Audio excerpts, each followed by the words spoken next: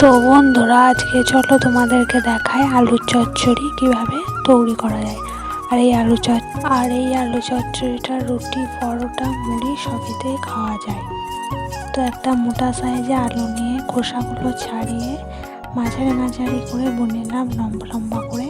তো তারপর উনুনটা ধরিয়ে নিয়ে কড়াটা বসিয়ে দিলাম, তার মধ্যে দিলাম তেল আর দুটো কাঁচা লঙ্কা, যেগুলো লাল লাল লঙ্কা। তার মধ্যে দিলাম আলুগুলো ছেড়ে দিলাম।